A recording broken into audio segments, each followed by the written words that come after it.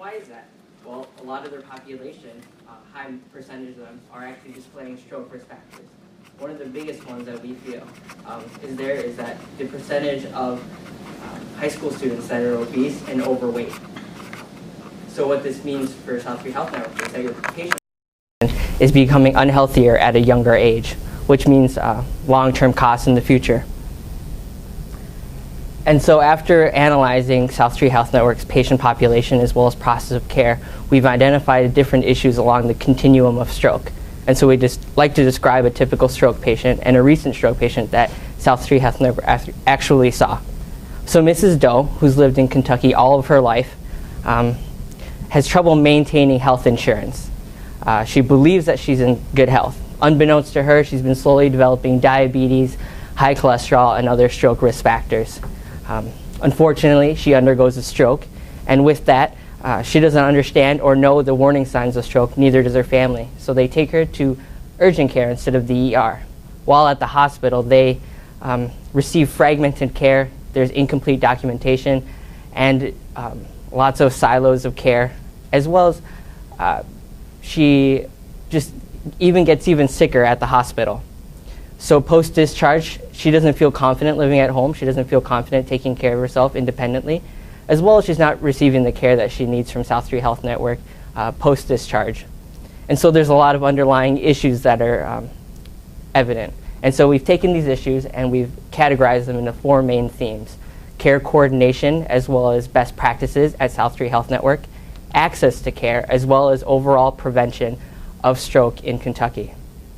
And keeping that in mind, all of these different areas of problems, to come up with the recommendations, we thought of 4 main things to focus our recommendations towards, which is improving outcome, reducing costs, as well as improving the patient experience and improving the overall population that South Street Health Network sees. And so first, we just want to start off with stroke and care coordination and best practices, because that is the area that we believe South Street Health Network has the most influence over. And so first, I'd like to take you through a specific process of care at South Street Health Network with a recent patient. So the patient arrives at rehab. The nurse practitioner orders OT and PT sessions. There's paperwork that is signed, and the dietary aide brings her dinner. That's when the patient's family brings molasses cookies. Unbeknownst to the family and the patient, her trouble swallowing actually leads to some of these cookie crumbs going into her lungs, which leads to an acquired pneumonia, something that was easily preventable but now very costly in terms of hospital stay and the extra illness on top of everything. If they had just compared and followed the American Heart Association's best practices guidelines and educated the family and the patient upon arrival, the patient and the family would have known how to support and provide care for stroke, as well as the overall treatment plan, preventing the acquired pneumonia. So that leads to our first recommendation of implementing the American Heart Association's best practices. This will create standardized care across the continuum, as well as the AHA's guidelines are comprehensive for stroke patients. Stroke patients undergo a lot of comorbidities after they receive a stroke, and the AHA addresses all of those concerns and makes sure that all of those things are taken care of, such as speech pathologies and paralysis issues. This creates accountability, as well as it's flexible for varying levels of stroke. And it's a template that can be improved upon. On the slide, you can see other examples of crucial steps that South Street Health Network missed along the care of stroke patients.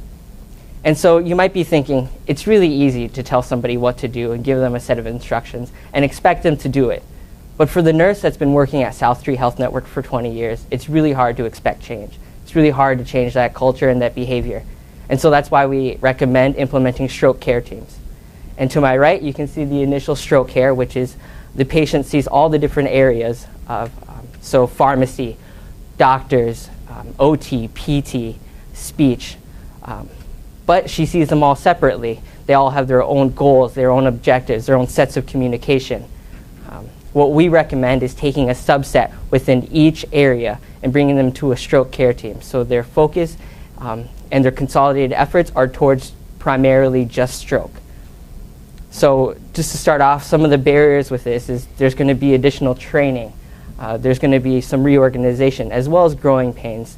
That might mean that it's not efficient as it should be in the beginning, but that's something with training and time will definitely get better.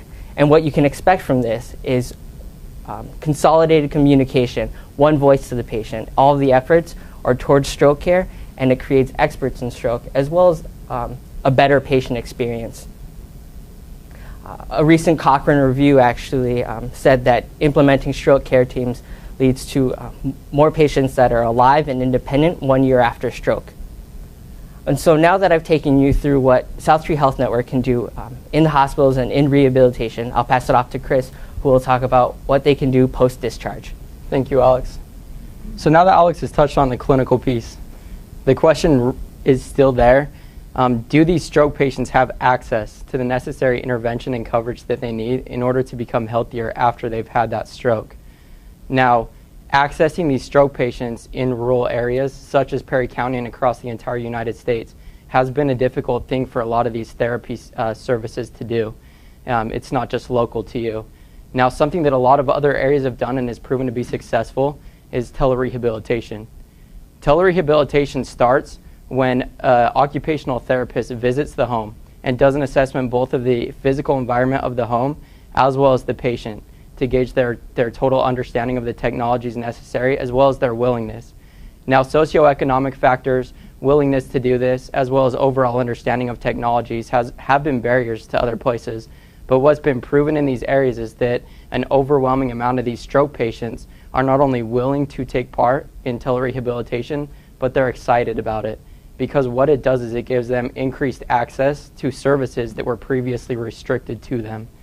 Now, the first piece of telerehabilitation is that the visits that were previously done face-to-face are now done over web conferencing. In between those visits, these healthcare professionals, the occupational therapists, speech therapists, they can email and text message their patients, offering them words of encouragement and support so that the patients know that they're being supported through every facet of the process. Lastly, these stroke patients are going to have questions. So rather than simply relying on phones and email to get their questions answered, we recommend that South Tree Health Network provides a web-based platform, a web page where these patients can visit and access supplemental material that will help to get their questions answered in real time. In doing so, the benefits are great. With telerehabilitation services, it not only alleviates the financial and travel constraints that we see presently in Perry County, but in other areas where telerehabilitation has been implemented, they've also seen greater patient satisfaction, greater quality outcomes. And for some patients, this whole process can be very strenuous and can cause depression. Depression rates have even lowered as well because they feel more supported and have more access to the care that they really stand in need of. The next piece to access is coverage. A local nurse in the area actually was just quoted saying that the benefits are there, the people just don't know how to utilize them. Now, the state of Kentucky just took part in Medicaid expansion, which gives coverage to over 300,000 people, those that live 133% below the poverty line. As you can see, Perry County's median income is right there. So a lot of the residents within your community are going to be able to be covered by this Medicaid expansion. Now, whether that's through Medicaid, Medicare, or through the exchange, they need to be aware of what's available to them and help them to know how they can obtain that coverage. As South Tree Health Network currently utilizes care coordinators and patient advocates, we recommend implementing this educational piece so that these patients really know what's available to them and how they can go about obtaining those benefits. So we've talked about clinical care. We've talked about what we can do to help these patients have access to the needed interventions after they've been discharged from the hospital setting. But the question still remains, how can we ensure that people aren't becoming stroke patients in the first place? The real way to decrease utilization is through prevention. So here in Perry County, we have the statistical analysis of the county according to the University of Wisconsin's county rankings. You can see that the clinical outcomes within the state of Kentucky, we're right at the median with clinical outcomes. However, our quality of life, length of life, environmental factors, those are all at the bottom. And we're trending negatively in things that are directly attributed to stroke care, such as education, obesity rates, employment. Those are all things that are trending downward that are tied with stroke care. To further exemplify this, the state of Kentucky as a whole ranks 47th out of 50 in the nation as far as health is concerned. And Perry County is kind of at the bottom of things as far as health outcomes and overall health is concerned. So there's a real need to address the community. There's a real need to see change. So with that, I'm going to turn the time over to Keisha, and she can offer recommendations for what we can do within the community of Perry County. Thank you, Chris. So although we do need to work on our health indicators, there are a lot of assets within Perry community that we can work on to build community programs. First of all, we have a stable population of 30,000. Secondly, we have economic resources of timber and coal. And finally, we have a beautiful natural environment where people can enjoy activities of their favorite pastime of hunting, fishing, or just being outdoors. Our first recommendation is to implement to create some changes on some programs that South Tree Health Network already has in place. Just like Perry County, South Tree Health Network also has a lot of assets. Our first recommendation is to change the nutrition program that's already in place and call it the Healthy Living Program. Through this program, we'll address nutrition, exercise, and information about tobacco use. With this program, we would like to also couple it with the mobile health units that you currently have in place. We want to expand the events that the mobile health units currently visit. Currently, they're going to churches and to senior centers. We want to expand that to go to local workplaces and to more community events with high turnouts, such as our annual Black and Gold Festival and the Summer in the Park. Our final recommendation for your current programs is to modify your current advertisement. Currently, you have advertisements for South Tree Health Network. We recommend turning one of the advertisements into a public service announcement for stroke to give information about awareness and give information about how important it is to have a timely response if you are having symptoms of a stroke. We're recommending that you use FAST methodology, which stands for face, arm, speech, and time, and it prompts the person to call 911 immediately if they are experiencing symptoms. Also in this PSA, we want to recommend that people visit their physician annually as a preventative measure to know their health outcomes. Our second recommendation is that South Tree Health Network work on sponsorship. We want to sponsor some programs in the community. Our first recommendation is to sponsor a local fishing tournament. That would be for family, friends, children, loved ones to come out and participate in this event to learn about stroke healthcare and just have some fun. We would recommend that it be held at the local Buckhorn Lake. It's a beautiful place to learn information, get the mobile health units out there, get information about nutrition, exercise, and tobacco use out to the people of the community. We feel like they would really participate in this event. Our second recommendation is that you create support groups for caregivers and also for stroke survivors. We feel that through the implementation of this program that you would be able to support the health of the patients as well as their caregivers. Recent research has suggested that through the use of support groups, it improves physical health, emotional health, and mental health. Our third recommendation is that we implement a program targeted to the K through 12 circuit. We want to include our Healthy Living program in addition to a community garden. Through this, we hope that families will come in and work with their children to get early education on nutrition, exercise, tobacco use, and have a hands-on component where they can physically work in the garden and learn about information through nutrition that way. Recent research has also suggested that a hands-on component creates a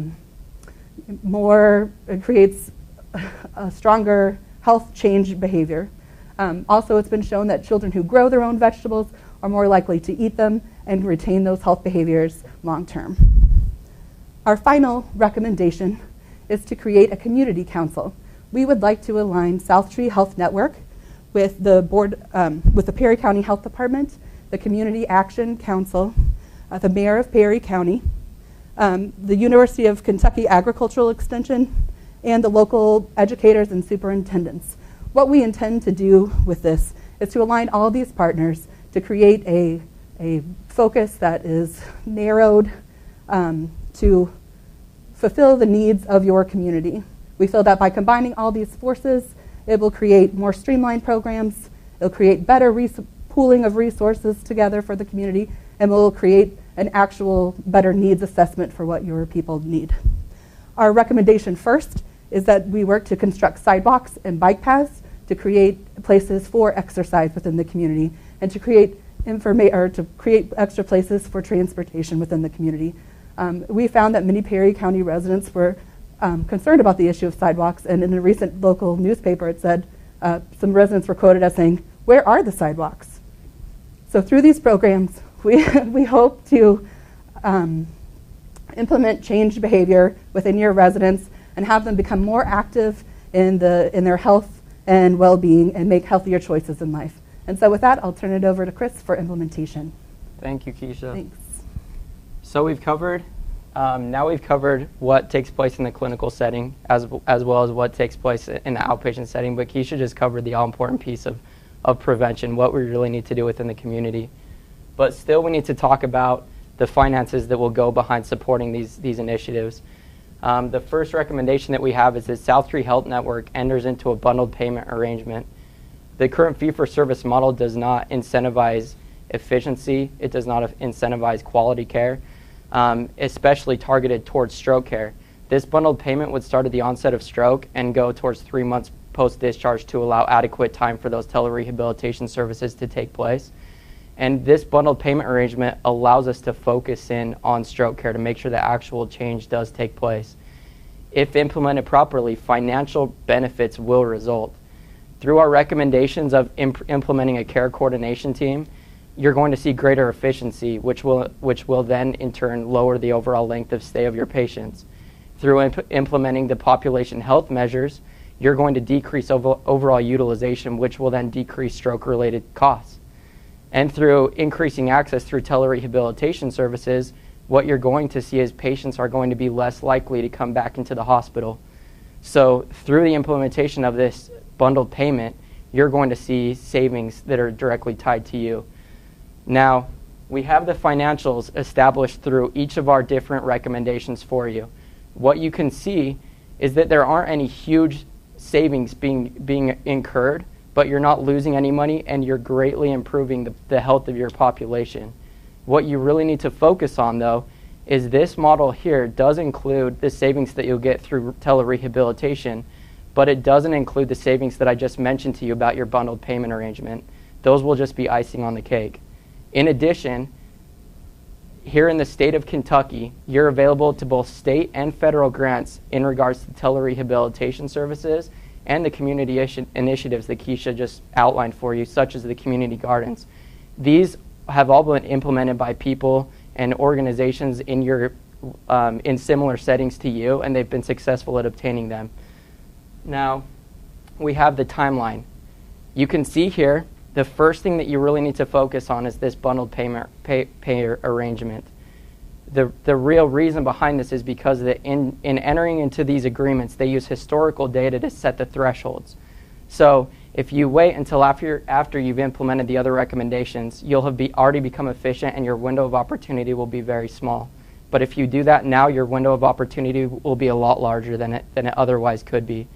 And then the other recommendations will follow. It's also important to be able to measure the overall effectiveness of these recommendations that we're giving to you. So through clinical measures, population measures, and patient satisfaction, you can gauge whether or not these recommendations are effective or if any changes do need to take place. In closing, through our research, we know that these recommendations will not only improve on one or two facets of the triple aim, but cost, quality, and population health will all be improved upon. So with that, we'll turn the time over to you for any questions that you have for us. Okay.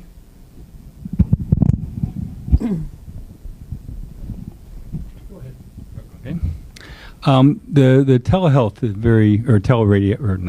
telerehab. I'll get it eventually. Thank you. Everything appears. Very interesting. The question I have is obviously health literacy rates, and call it technology literacy rates, are certainly not where we'd want them to be in this part of Kentucky. So how are we going to deal with that part of the population that is either just not likely to engage, and in particular not likely to engage with the technology and using it effectively? Of course. So to go along with that, the University of Pittsburgh recently did a study on telerehabilitation services in regards to stroke care. And what they found is that there are always going to be patients that can't take part in this because of literacy or unwillingness to use those technologies. They just feel uncomfortable doing that. But what they found is that with the initial visit done by the occupational therapist to assess the patient, to assess the home and the actual surroundings, they can see if they have family members that are willing to help in the process. And if not, a face-to-face interaction can continue forward just like it's been set up right now. So one thing that other organizations have done is there's going to be associated savings when you implement telerehabilitation. So currently in Perry County, these therapy workers aren't incentivized to travel and go out to these hard to reach places. So for those patients who still need face-to-face interaction, you can infuse some of those savings back into the contracts to ensure that they're going to those patients who still need that face-to-face contact. Okay, fair enough for that. Obviously, you've reacted to our request to look at risk assumption, so to speak, rather than traditional fee-for-service within and across the network. And you've locked in on bundled payment. Now, we're at a fairly modest size right now, 4,000 members, or but we want to go to 100,000. And so I guess I'm looking at the time frame of moving, say 5 years from 4,000 to 100,000. And is bundled payment still effective out there 3 or 4 years for us? Or will we have gotten that point you described where we've taken advantage of a lot of the savings, and should we be looking at something else over time? So if I can go back to the finance page here. So what we've outlined is that we want a bundled payment set up right now, moving towards a total cost of care arrangement. A total cost of care arrangement right now isn't your big issue because stroke care is driving so many of your costs in the area, and it doesn't focus directly on the DRGs related to stroke care. But this bundled payment will help get those associated costs lowered, and in 4 to 5 years from now, you can move into that total cost of care. Thank you. Mm-hmm. I also had a question about the telerehab, which a fabulous creative concept. You indicated it would start up because of grants available, but how do we build in sustainability? Grants usually have a beginning and an end. With that, we were hoping to harness local resources like the local community college and local universities. They currently have programs for physical therapy assistants and occupational therapy assistants. We're hoping to build the classes of those people to help create sustainable employees to run this program that are affordable. Thank you. One concern I have about the bundled payments with going with that first, if you don't have significant efficiencies and significant control of waste, it's going to tank your financials. So I'm curious why you chose to focus on that first rather than thinking about focusing on the stroke care within the hospital where there needs to be efficiencies developed. So with the timeline, if you could go back to the timeline really quick, we don't expect to just start on the stroke care 2 years from now, but more so develop that. And so with the bundled payment, we're hoping to have that initial measurements right at 2015, but we know that there needs to be some time, 1 to 2 years, to work on the reorganization and the development of the stroke care teams. And so we're not saying that we aren't going to focus on that at all, but more so we're going to be developing that before we actually roll it out and make that the primary focus, the primary kind of patient bring-in. And if I could piggyback off of that, we know that we're confident that through the implementation of the care coordination teams, the efficiency is going to follow, and we'd hope that it's done pretty rapidly. And we don't want to wait until that point to go enter into negotiations. Otherwise, like I said, it restricts our window of opportunity for earnings. So by entering into those negotiations now, you can ensure that the data that they're using, which isn't good, is going to allow us a larger window to garner savings. So are you looking at the bundled payment as a mechanism to bring you more revenue or to control your costs? It's mainly targeted towards obviously quality and efficiency, and those financial gains will follow.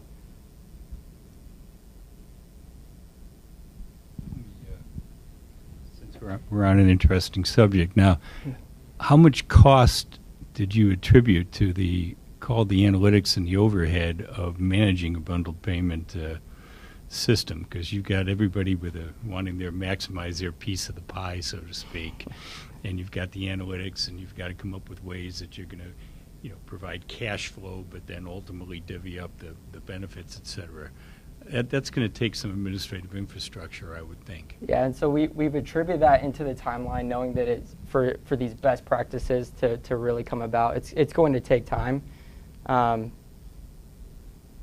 But as far as attributing actual cost to that, we haven't done that. So. Okay. Well, I mean, there will be some, but your point, I gather it. One point I wanted to make is that your process of care approach, I think, is spot on, and it's very helpful to me to, I mean, I happen to like flow charts and process maps, so I even notice in your appendix that some of your, here's how things ought to be organized with the processes. So I like that a lot, and it just strikes me that that's the kind of resource, the quality resource we need if we're going to take on this whole bundled payment risk, much less move to effectively total cap over time. I assume you would agree with that observation. Thank you very much. Okay.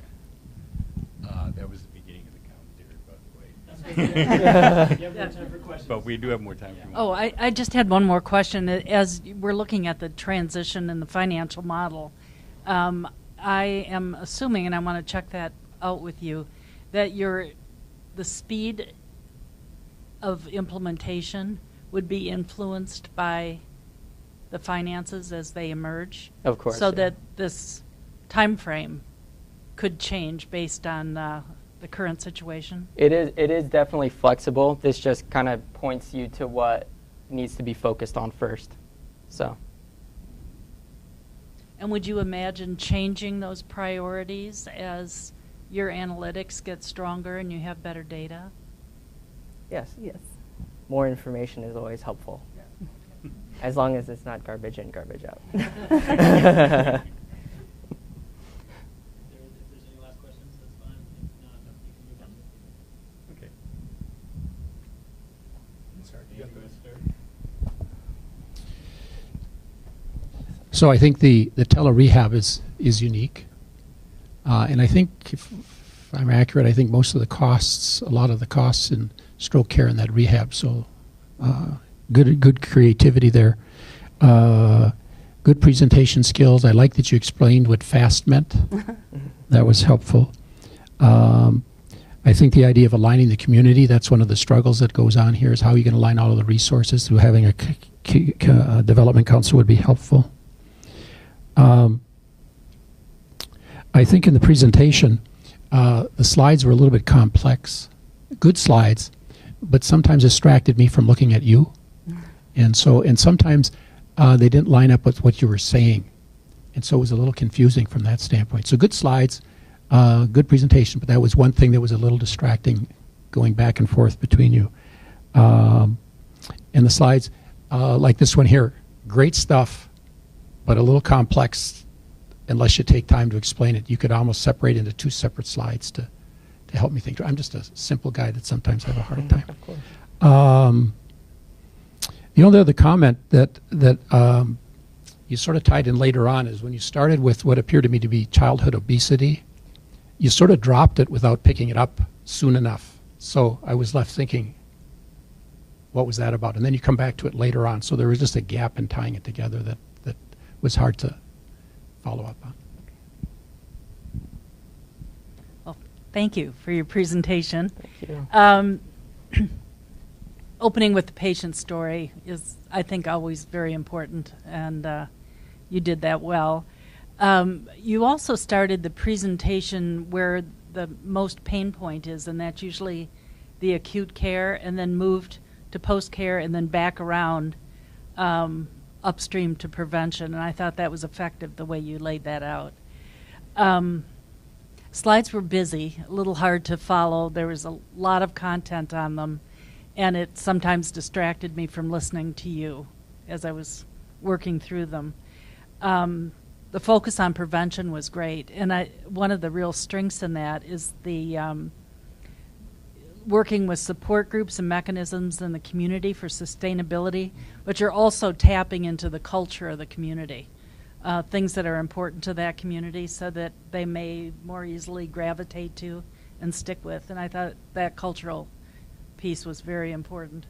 One suggestion I would make, when you talked about the stroke team intervention, great intervention, and when you began to talk about the implementation steps, you presented them as barriers rather than intervention or implementation steps.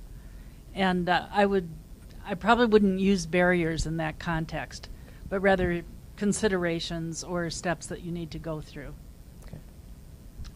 Okay, well, I guess I started my commentary early, but the whole process of care approach and systematically looking at and identifying desired processes going forward, that's what has to occur if we're going to assume risk and et cetera.